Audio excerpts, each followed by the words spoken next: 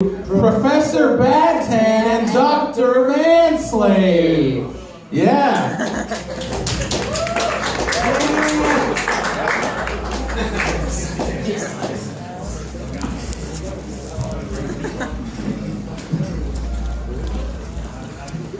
Please, ladies and gentlemen, no applause. No applause. What you're about to see, one of the most dangerous minds of the 20th century. One of the most brilliant analytical minds that I've ever encountered. He could have been anything. A scientist, a composer, an author. But instead he chose to use his powerful mind for darkness. He chose to become the most dangerous killer that the 20th century has ever seen. Dr. Homunculus Manslave. Is this the best you could do, Dr. Bad Tan Man? All these queers from the sewer in Boston coming to see a bip pop butt boy like me up here when they should be staying home sipping on nut, maybe getting laid instead of they coming here thinking about the casket they're going to be laying in a few years. He certainly talks quite the big game for a man in a straitjacket, a man who's going to spend the rest of his life in a cage. His victims range in age from 15 to 17, mostly closeted homosexual street boys, pool boys, Asians, twinks, much like that man right there, shaven, sometimes Puerto Rican with abs, always gay, at least when Manslave was done with them. When I'm involved, I have to settle their sweet proclivities like your good buddy Harvey Milk and maybe Barney Frank. We had the same boys that came out of the dumpster looking for a home. I gave him a home, I made him a man. You be quiet, Manslave. I won't have you drag the names of Harvey Milk and Barney Frank through the mud. Those men were heroes. You're just a killer. If more like you than you can understand, maybe you should take down your pants and show these people what you're really like when the camera's not rolling. No, Manslave. I'm not gay. That's you. You're gay. True enough, you seduced me once before. You made me one of your men. But I've grown since then. I went to the East and I learned the arts of tantric massage, lingam massage, the chakras. You can't get in my mind and wear me like a coat like you once did. You're sick. Sick! I'll show you a few things. I'll put my arm like up your ass and work you like a fucking puppet if you keep on talking like that. How about you talk about the time I met you in New York City? Remember back then before you were across the street over there? You worked for D'Olivera and Morgan. You remember big old Morgan before I made him my man? I was never in New York City, Manslave, and you know it. That's a lie. I wasn't with D'Olivera and Morgan. I was a Santander man. I was in the Santander group. This is what he does, folks. He gets inside your head. He wraps his sickness around like a snake. Don't let him get inside. He preys on weakness. Weak men like you. In your pea coat and your what are those Nike pool shoes? Are those waterproof? You look like GQ Gay Magazine $20 best outfits for $20. He gets inside your mind and he twists himself around. He's sick.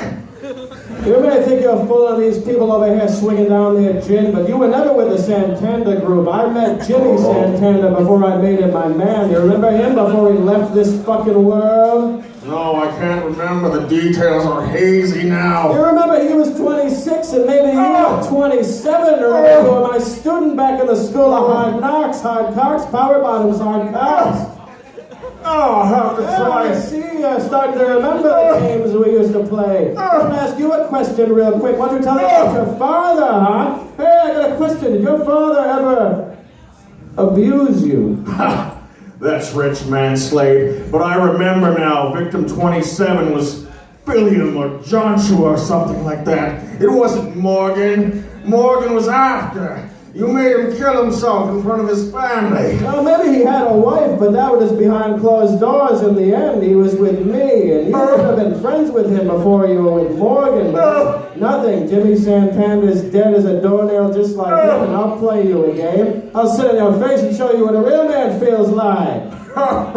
That's a laugh, Manslave. Your web of deceit and lies won't work on these people. I swear to God, I don't care if I have to be your torture slave or your suck boy for the rest of my life. I won't let you lay a hand on any of these faggy boys. What do you like know those about that? men right there with his glasses fucking gay. Mine are like a joke, but yours is serious. You're gay. You don't know anything about him, just like you don't know anything about me, huh? Tell them what you know about me. Huh? Why don't you spill a few beans? You put a few beans down your throat before you ramble on and walk down to that men's room and look for that sailor suck pump you've gotten so used to behind those closed doors with me in my lessons, Jimmy Santander. You want to know what I know about you, Manslave?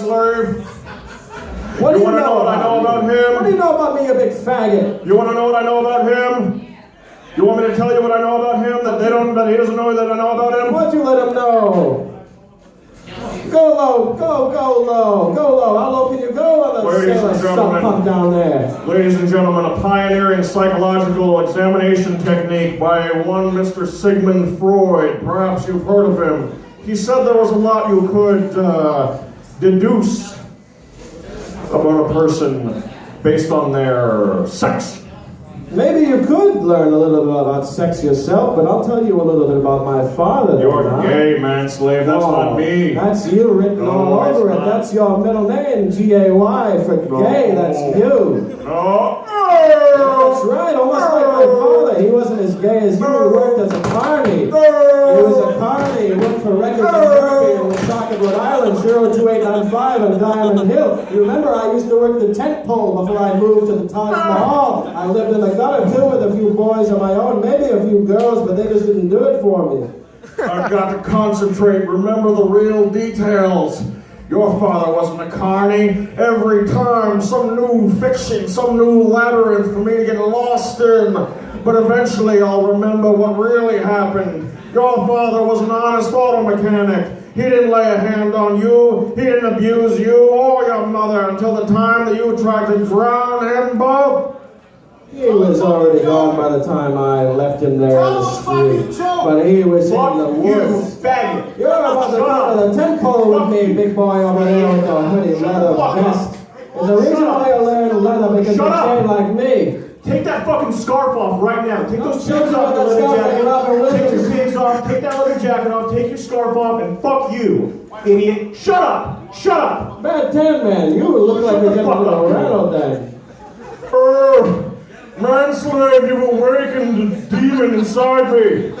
Tell him a story about us, huh? Tell him a story if you've got the balls to do it. Story time. That's right. That's right. What was the story again? Manslave, teach me. How did it go? There was a cold night, and old Billiam knew it was colder in his heart because he was looking for a girl across the sea in the UK. His own little heroin cam girl who he loved. He thought he could get addicted by being a nice guy, but he only ended up getting addicted himself because he was a poor slob like you, number 27. Listen to me, number 27. That wasn't me. Another big story, another maze for me to get lost in. God damn it, Manslave, your sickness is deep and dark. How can I escape? Oh, that's right.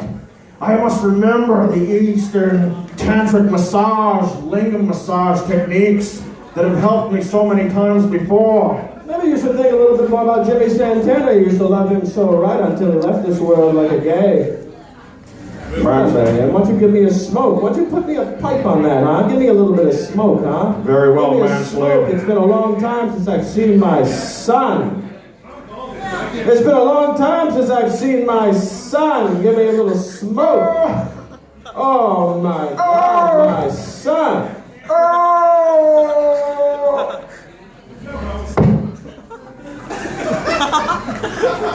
All right.